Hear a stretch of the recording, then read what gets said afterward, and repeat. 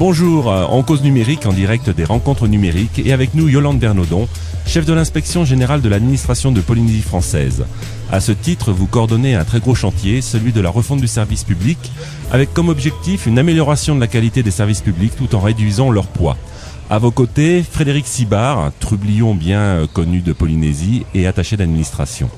Alors la première question, on va essayer de faire court, mais il faut quand même situer un peu le propos. Qu'est-ce que la refonte du service public? Quelles sont les actions menées et les orientations données? Oui, bonjour. Donc, concernant la refonte du service public, je vais vous paraphraser. Le but de ce chantier, mais plus exactement de cette démarche, c'est d'améliorer la qualité du service public tout en réduisant son poids. Donc les actions, peu importe les actions, en fait, ce qu'il faut surtout comprendre, c'est que chacun doit participer à cet effort, que ce soit les agents de l'administration et des agents publics en général, mais aussi tous les citoyens qui doivent se questionner sur qu'est-ce qu'ils attendent en priorité de la part de leur service public. Voilà, c'est une question de délimitation du périmètre de notre administration et de nos services publics, et nous sommes effectivement un certain nombre d'agents publics à entourer Yolande, à l'aider à construire une réflexion, parce que nous nous sommes rendus compte que les réformes, si elles étaient mises en œuvre par les politiques, devaient être préparées par la base, et on se rend compte que de plus en plus les gens de l'administration se sentent concernés, probablement parce qu'ils sont inquiets également. Alors, les technologies de l'information et de la communication sont des outils modernes, largement employés tant pour la communication que pour l'échange de données, entre services mais aussi avec le public. Où est-ce qu'on en est en Polynésie? Est-ce qu'on parle déjà de e-administration? Quels sont les projets en cours et à venir? Allez-y Yolande, lancez-vous, je vous en prie. Bien sûr qu'on parle de e-administration. Maintenant, quels sont les projets en cours? Ça, c'est difficile à définir. Enfin, moi, je ne peux pas porter ce projet-là. C'est plutôt l'affaire des spécialistes, oui, pour savoir comment mettre en place cette administration électronique. Ce que je peux dire, c'est qu'en amont, pour pouvoir partager de la donnée, ce qui est bien sûr éminemment souhaitable, il faut l'avoir.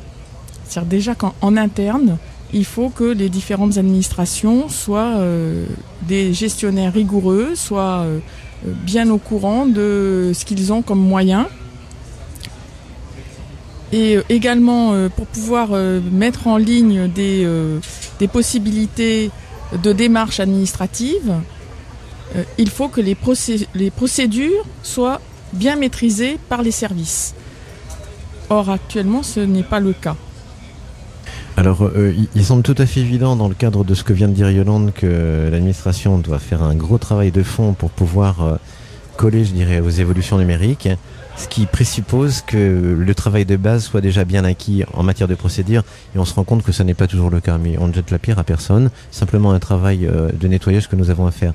Et je voudrais revenir aussi un petit peu sur ce que le président Bourges avait dit hier à l'occasion de l'ouverture du FIFO, la différence entre la création de documents, de bases, et puis les tuyaux qui vont les acheminer.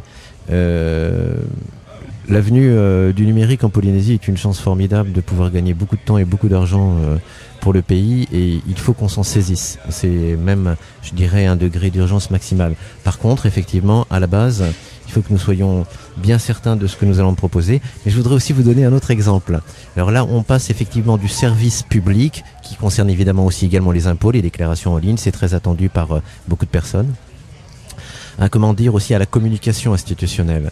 Nous étions la semaine dernière avec le chef d'orchestre du grand orchestre symphonique du conservatoire, M. Rossoni, en direct avec la Nouvelle-Zélande, et le chef d'orchestre des jeunes néo-zélandais qui vont nous rendre visite dans un peu plus d'un mois. Nous étions sur un iPad, et cette communication rapide, agréable, visuelle et gratuite, c'est quelque chose de très très important pour les établissements publics aujourd'hui, et notamment dans le cadre d'un désenclavement, nous en avons besoin. Mais je donnerai aussi un deuxième et dernier exemple. Et ça, Yolande en est tout à fait consciente. Il est aussi question de benchmarking, partage de l'information administrative entre les différents pôles, et notamment les pôles du service public métropolitain qui nous apprennent énormément de choses sur, leur manière de travailler. Et d'ores et déjà, on s'appuie beaucoup dessus, histoire de pouvoir à notre tour diffuser cette information administrative au sein des services qui ont un petit peu les mêmes préoccupations, même si évidemment on est dans un autre contexte. C'est quelque chose qui donc fait partie de vos missions actuellement. Vous travaillez dessus ou vous essayez déjà de réorganiser tous les services comme vous le souhaitez pour pouvoir ensuite embrayer la partie numérique? Ce qui est important de comprendre, c'est que la refonte du service public, c'est une démarche. Et nous, moi d'abord, je suis qu'une seule personne. L'équipe autour de moi, ce sont des personnes comme Fred qui ne peuvent consacrer qu'une part de leur temps à ces réflexions. Et en fait, c'est chaque service qui doit rentrer dans la démarche. Nous, ce qu'on essaye de faire, c'est simplement de rappeler le cap, qui est améliorer la qualité du service public tout en réduisant son poids, et impulser, dire aux gens, allez-y, faites votre part selon votre technicité, votre savoir-faire. Alors, pour parler de benchmarking, ce matin, je lisais sur Internet, dans Acteurs Publics, une information comme quoi l'administration électronique marquerait le pas en Angleterre. Mais quand même, dans l'article, ils expliquent qu'il y a des applications diverses et variées, dont une qui a un franc succès et qui s'appelle « Où va mon argent ?» Bon, bien sûr, ça s'appelle comme ça en anglais, je ne saurais pas le dire en anglais. « Where go my money ?» Bon, pour ceux que ça intéresse, j'ai placé le lien sur Facebook. Sur la page refonte service public. Et donc ça permet à tout citoyen de savoir comment est utilisé son argent. Et finalement, c'est un aboutissement de l'obligation de rendre compte de son administration. Alors nous, on n'est pas encore à la phase bien sûr numérique, mais déjà depuis toujours, chaque administration se doit de rendre compte de son activité annuelle, dans le cadre notamment du rapport du président à l'Assemblée. Et c'est un exercice qui est fait de façon très hétéroclite à l'heure actuelle. Donc certaines administrations le réalisent très bien et d'autres n'arrivent pas effectivement à dire ce qu'ils ont fait de l'argent public tout au long de l'année. Donc vous voyez bien encore une fois qu'on est loin de la possibilité d'arriver à une application où chaque citoyen, chaque contribuable, en quelques clics pour avoir à quoi sert l'argent qu'il verse. Mais ce qui est formidable, c'est que toutes les applications numériques nous poussent à aller vers plus d'efficacité, plus de transparence. Et bien évidemment, cela modifie beaucoup les comportements. Ça veut dire que tout ceci ne pourrait être réalisé sans une véritable formation de base, donc des formateurs eux-mêmes formés et une administration complètement au diapason, parce que si on utilise un système, on ne peut pas en utiliser deux. Mais je crois que les gens sont volontaires et désireux de pouvoir avoir accès à ces nouvelles technologies, parce que le monde aujourd'hui fonctionne comme ça. Ceci étant, c'est possible dans les grands centres urbains, c'est parfois aussi un petit peu plus difficile dans les atolls lointains. Donc le but, c'est de permettre également un même développement pour tous. Enfin, c'est une des questions qui se posent, parce que nous soulevons les questions, mais ce sont après aux politiques de régler la question. Alors, on voit que votre groupe fait pas mal de communication, notamment sur Internet, il y a Facebook, il y a un site Internet. Est-ce que vous pouvez nous donner les adresses et savoir un peu comment vous gérez ces médias ? Alors, de toute façon, on est, plusieurs à administrer notre page Facebook. Et on a, beaucoup d'amis. D'ailleurs, on leur dit bonjour. Bonjour les amis de Facebook. Ce sont des gens qui commencent à s'intéresser à ce qu'ils connaissaient pas, c'est-à-dire une administration qui vient vers eux en les questionnant, en étant également à l'écoute de leurs préoccupations. Et nous commençons à nous rendre compte de ce qui marche et de ce qui ne marche pas, parce que le piège, c'est de déverser des tonnes et des tonnes de textes, mais la plupart des gens n'iront jamais lire des délibérations de 20 pages. Donc il faut qu'on fasse des travaux de synthèse, il faut qu'on pense Internet, il faut qu'on pense numérique, et ça c'est une nouvelle manière de travailler, et on s'y colle les uns et les autres, et on se rend compte que dans l'équipe qui est pluridisciplinaire, chacun a ses petites marottes, ça arrive à faire un tout, et une bonne équipe, comme une sorte de pacte de rugby. Alors ça, c'est la première des choses. Après, on essaie de travailler au-delà de cela, et de manière très très ambitieuse, mais très discrète également, pour pouvoir, pas donner le virus parce que ce serait un terme contre-indiqué, mais pour pouvoir entraîner l'ensemble de l'administration vers la création de portails qui seraient bien évidemment au service de l'administration. Il y a des choses excellentes qui sont actuellement. Je pense que les habitués des journaux officiels connaissent aussi le site lexpol.pf.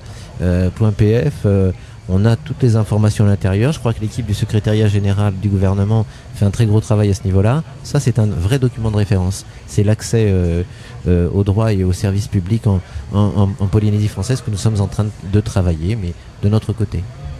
Si vous aviez à faire peut-être un petit pronostic sur ce qui va se passer dans les prochains mois, quelle orientation vous voulez donner à votre groupe de travail ? J'ai pas vraiment de pronostic en ce sens, mais je voudrais insister sur le fait que tous les citoyens doivent prendre la parole et doivent s'interroger sur leur service public.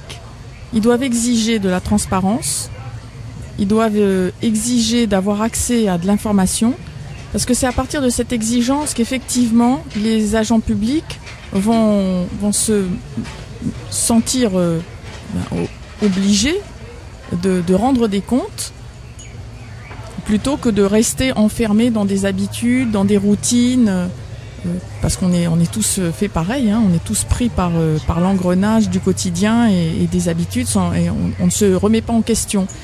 Donc il faut que cette remise en question, pas mise en cause, pas des accusations stériles, mais cette mise en question précise, qu'est-ce que vous faites, pourquoi vous le faites. Nous on pense moi je pense en tant que citoyen que ce serait préférable de mettre l'accent là-dessus plutôt que là-dessus. Voilà tout questionnement qui vont faire avancer les choses dans le bon sens. Et nous espérons bien que les échéances politiques qui arrivent vont être aussi l'occasion de comparer les programmes. Vous savez que l'administration reste bien à l'écart de tout cela. Nous continuons de travailler, nous sommes au service d'un gouvernement et au-delà d'une population, donc nous ne nous mêlons pas de ce combat politique. Mais je crois que c'est l'occasion pour les citoyens, effectivement, aussi de se poser des questions que nous nous posons sur le périmètre du service public notamment, et dans tous les domaines. C'est un gros travail. Et autant les citoyens doivent se poser des questions, autant les agents publics doivent également se sentir concernés. Et le rôle de notre petit groupe, c'est d'essayer de maintenir le contact avec eux, c'est aussi de les sécuriser, parce que beaucoup de rumeurs planent autour des finances publiques. Est-ce que, le service public aujourd'hui ressemblera au service public d'hier? Sûrement pas, mais en attendant, la mission, c'est bien de continuer de servir la population, et à partir de ce moment-là, nous avançons tous ensemble. Je vous remercie tous les deux, je vous souhaite un bon festival et de bonnes rencontres numériques. C'est déjà terminé ? Merci. Eh oui. Et nous on remercie l'équipe de l'agence de développement numérique qui nous a invités, et puis on souhaite longue vie à tous vos projets. Je sais que vous avez beaucoup de très beaux projets. Merci. Et merci pour votre dynamisme. Et vos sourires. Belle initiative. Belle initiative. Bravo Yolande.